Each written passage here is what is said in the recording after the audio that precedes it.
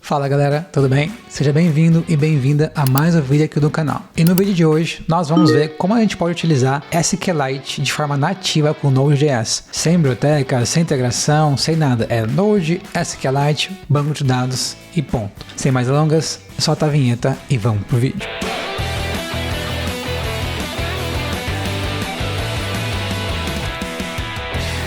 Como de costume, aqui na minha máquina temos aqui o editor de código aberto. E aqui a gente tem um projetinho que eu deixei meio que base, meio que padrão aqui para a gente utilizar. Né? Deixa eu só apagar esse banco de dados aqui. Apaga. Beleza. Então aqui é um projeto TypeScript. Né? Tem aqui a versão do Node 23. Por que 23? Porque é a versão que o SQLite ela foi introduzida. Aqui no package.json estamos utilizando o TSX para fazer a execução do Node ou não. E é muito importante a gente passar essa flag, traço experimental, SQLite. Do contrário, mesmo que a gente esteja utilizando a versão do Node 23, ele não vai ter o módulo do SQLite, suporte, coisa assim.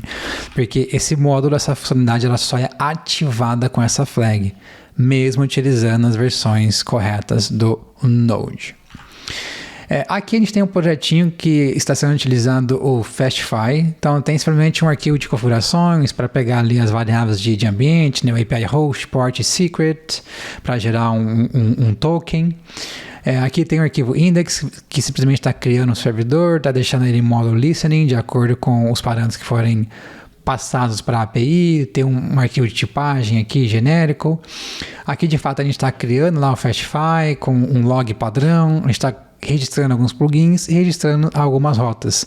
Tudo isso sem biblioteca, sem autoloading, sem nada, só Fastify puramente, vamos dizer assim. Aqui temos essas rotas, então a gente tem um auth. O auth a gente tem que passar sempre um e-mail e um password, e o password no mínimo tem que ter 8 caracteres e o e-mail tem que ser uma string válida, que é um e-mail válido. A gente tem a função sign-in, que vai receber ali a nossa requisição, vai pegar o e-mail e o password do body e vai tentar bater no banco de dados.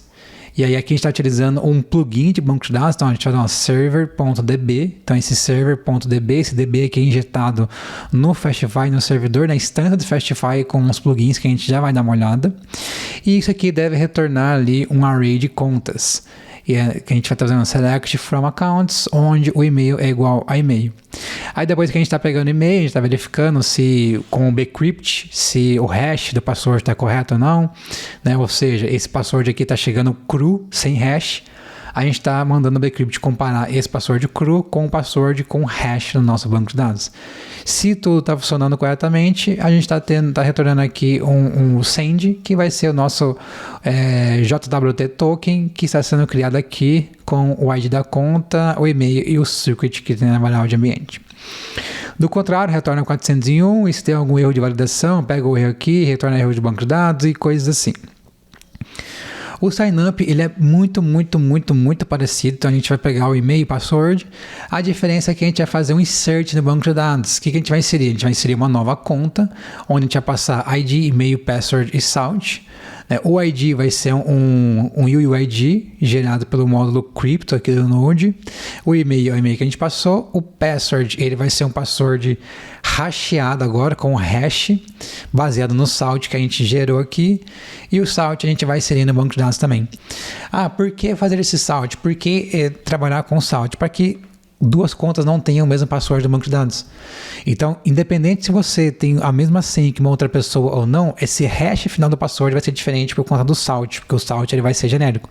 Então, se a minha senha é, por exemplo, 123, 123, 123, sem o salt, o hash seria o mesmo, porque o hash ele é baseado no conteúdo para gerar seu hash. Porém, com o salt, isso aqui vai ser como se fosse assim, mais blá blá blá blá blá blá. Então isso aqui vai ser diferente, essa string, esse valor aqui, esse search para ser hasheado vai ser diferente. Então a gente previne conflitos de mesma senha no banco de dados com o mesmo hash. E isso aqui é importante, né? Porque caso a gente tenha algum vazamento, alguma coisa assim, se a pessoa vê, putz, beleza, tem lá 10 hash, 10 passwords com o mesmo hash, então ela só tem que saber ela vai pegar 10. Caso a gente criar uma conta com sucesso, retorna ali o sucesso, se não, pega a validação do ZOD, erro 400 do banco de dados, erro 500 inesperado e coisas assim. Além disso, a gente tem aqui um endpoint de greeting, que vai simplesmente testar a notificação com o middleware. Esse middleware aqui ele vai receber lá o JWT e vai tentar descriptar ele com o mesmo o secret. Se deu certo, segue, se não, dá algum erro lá de 401, 403 e por aí vai. Depois a gente tem os nossos plugins, que nesse momento a gente tem um único plugin. Então a gente está estendendo aqui a instância do Fastify, que a gente está passando um DB que vai ter uma função exec, que a gente vai passar uma string como primeiro parâmetro e os valores como segundo parâmetro opcional. Aqui a gente está registrando, então a gente tem que chamar essa função register. E aqui o que a gente está fazendo? A gente está criando um novo banco de dados, a gente está conectando o banco de dados, a gente está rodando todas as migrações e a gente está adicionando esse DB em todas as requisições do Fastify. Então aquele server.db.exec a gente conseguiu decorar dessa forma aqui. Então quando você chamar no DB, faz um bind do exec para esse exec que está vindo aqui do banco de dados. Quem é esse banco de dados? É um carinha aqui que está vindo da nossa, nossa infraestrutura, que a gente já vai dar uma olhada. E além disso, por último e não menos importante, a gente tem aqui o nosso middleware, que ele vai interceptar todas as requisições que a gente precisa, que a gente pediu lá no Fastify, ou seja, que a gente passou aqui on request, chama essa função, chama esse middleware, do contrário não chama, não faz nada. E o que esse middleware vai fazer? Ele vai pegar o header authorization, se não tem, ele vai retornar o 403, se não começa com um beer, que não é um beer token, vai retornar o 403, do contrário ele vai pegar o token, vai tentar verificar o token baseado no secret. Se não deu certo, se deu erro, ele vai retornar o 403, e se deu algum erro aqui no JWT, ou exceções ou coisas assim, ele vai retornar um 403 também. Do contrário, ele vai deixar seguir o fluxo. E a parte mais importante é essa aqui, ó, é do banco de dados. Então, aqui que a gente vai trabalhar, aqui que eu vou mostrar para vocês as coisas acontecendo.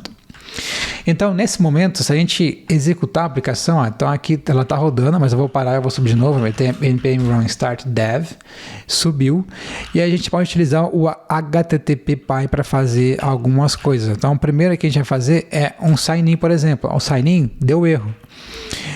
O sign-up, para criar uma conta, ele deu certo, ele passou, mas ele não registrou no banco de dados, isso aqui não está funcionando. Tá? Então, a gente não tem nenhum banco de dados, não tem nada conectado aqui. Então, para começar a trabalhar com o SQLite no Node, a gente tem que utilizar esse módulo aqui, ó, node.SQLite. E a gente vai receber aqui esse SQLite. Então, dessa forma que a gente consegue começar a trabalhar.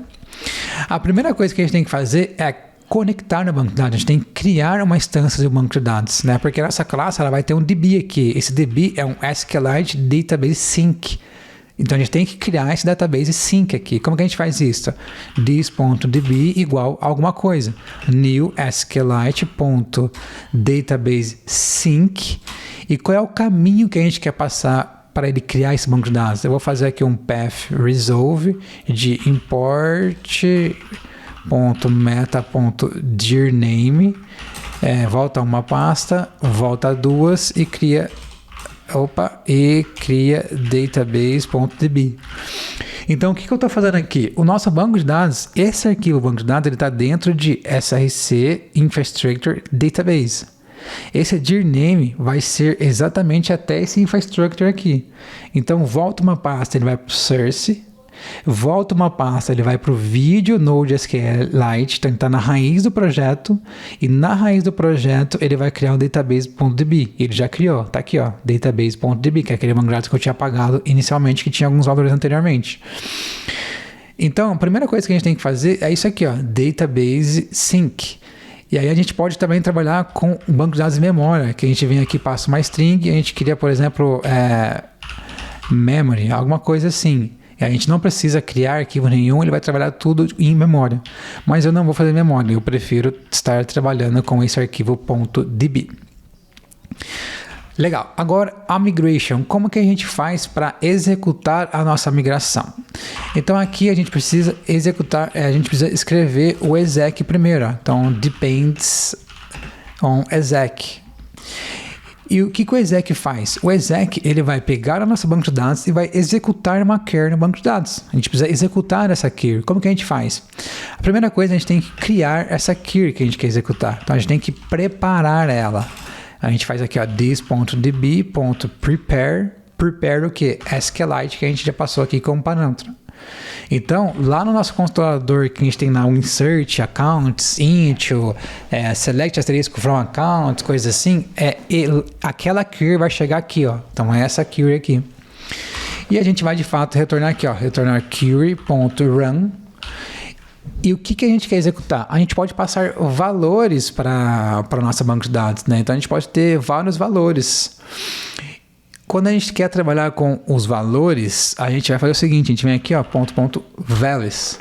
A gente passa tudo isso daqui para o banco de dados. Então, agora, a gente vai fazer o seguinte, ó,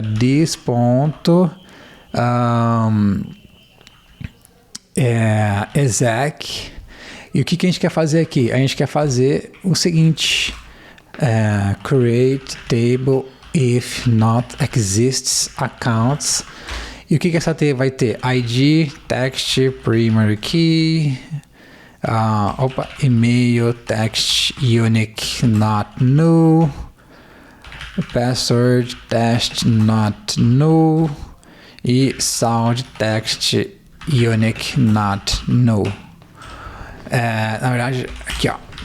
Então, o que a gente quer fazer? A gente não quer deixar que tenha valores repetidos, ou seja, o e-mail, uma pessoa só pode ter uma conta. Então, o campo do e-mail ele é único e obrigatório. O ID é uma primary key, é um text, porque vai ser um UUID. O password é um text obrigatório e o sound é um text obrigatório. Então, é isso que a gente quer executar no nosso banco de dados.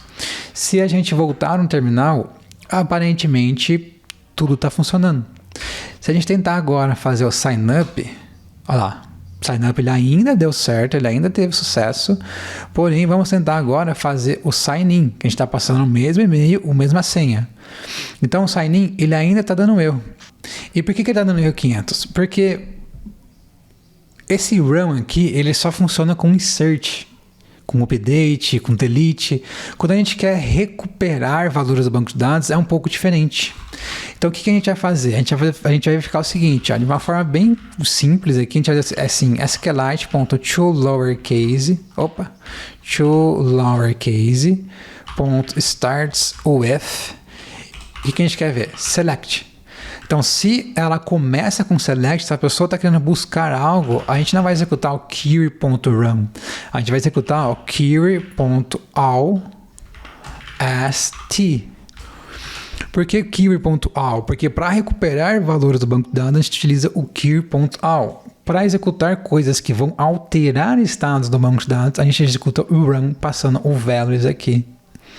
Então é dessa forma que vai funcionar. Se a gente voltar aqui na nossa classe, ó, no auth, a gente pode reparar que o signup, cadê o signup?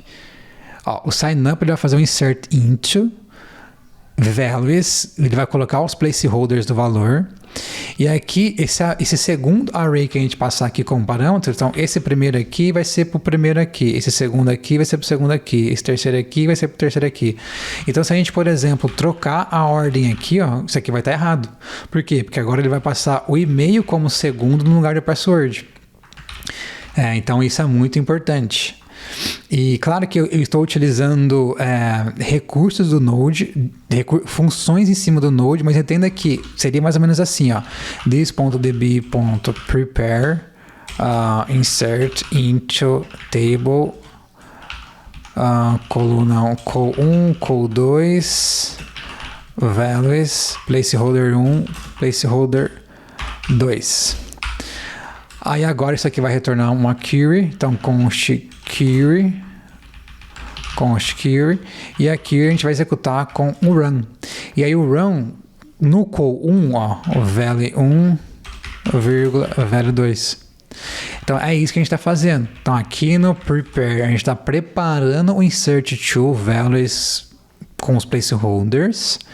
E aqui no run, a gente está pegando esse array de valor e está desconstruindo ele. Ó. Então, tem um ponto.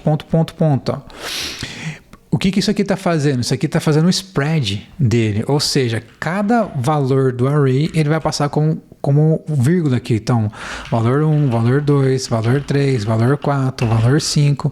É isso que ele está fazendo de forma automática. Então, a gente está utilizando o spread operator para pega esse array e para todos os seus itens transforma ele em cada um em um parâmetro, para a gente conseguir fazer dessa forma com o run. Legal, então vamos para cá, vamos fechar, vamos voltar para cá. Agora deveria funcionar o sign-in.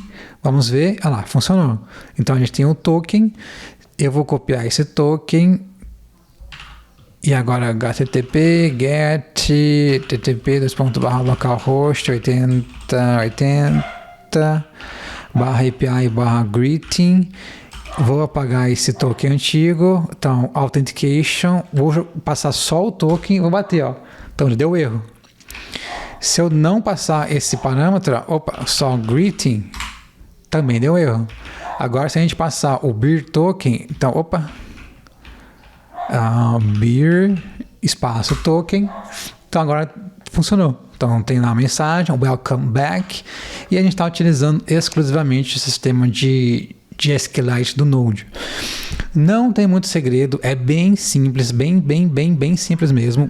Provavelmente a maior parte do tempo vocês vão estar executando prepare query.all e query.run, mais nada, é só esses dois. Claro que tem mais funções, então recomendo vocês, deixa eu até pegar aqui, ó, eu vou jogar para cá o navegador. Então, vamos dar um zoom aqui, ó. 1, 2, 3, 4, 5. Então, como vocês podem ver, ó, tem o database sync, aí tem close, load extension, exec, function, open, prepare, create section. E aí dentro da seção tem change set, patch set, então assim, tem várias funções. Então, olha lá, o 2.memory que eu mostrei para vocês, ó, para não ter que trabalhar com nenhum arquivo. Aí aqui ele vai utilizar o sistema de import em vez de ser common.js, vai ser ES modules. Mas aqui é a mesma coisa, tá no database exec, prepare, tá? Aqui ele vai executar algo que já vai executar no banco de dados, tá? Então, o database tem o exec, né? No nosso caso, a gente utilizou o nosso exec da nossa classe e não do banco de dados. Mas aqui poderia ser do próprio banco de dados em si, tá? Também iria funcionar da mesma forma. E aí depois vai lá, prepara, executa, prepara e busca tudo. Então vocês vão ver que é exatamente assim, é bem simples, ó. Mas de novo, recomendo vocês pararem, dar uma lida geral, 100% no banco de dados, na documentação, para vocês verem tudo que o Node pode oferecer. Para esse vídeo é isso, espero que você tenha gostado. Se você gostou, não deixe de dar o seu like, isso aqui é muito importante para o algoritmo ali do YouTube, para ele recomendar o vídeo e o canal para mais pessoas e para eu continuar estar trazendo mais e mais vídeo para vocês. Deixe seu comentário, você gostou, não gostou, está utilizando, não está utilizando, faz sentido, não faz sentido também. E sei que é polêmico, né? O Node deveria ou não lidar com o SQLite no padrão, porque é muito simples você adicionar na biblioteca. Enfim, questões à parte. Se inscreva no canal também, isso aqui ajuda muito o canal, ajuda muito a continuar trazendo mais vídeo para vocês. E você também fica por dentro de todas as novidades que são publicadas todas as segundas-feiras às 11 horas da manhã. E como de costume, se tudo ocorrer como planejado, como esperado, a gente tem um encontro marcado na próxima segunda às 11 horas da manhã. Boa semana e tchau!